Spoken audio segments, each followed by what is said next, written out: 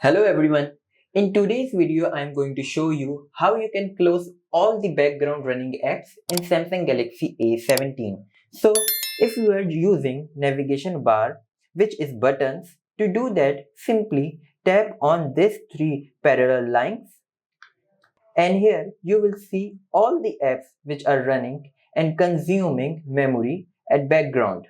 To close them, simply tap on all close. From here, you will see all the apps are now closed.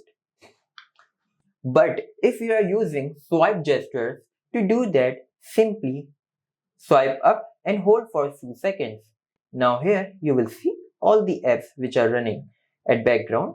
You need to do the same. Tap on close all. Now all the running apps on Samsung Galaxy A17 are now closed. So I hope you like this video. If you do like, please hit like, subscribe, and I will see you in next video.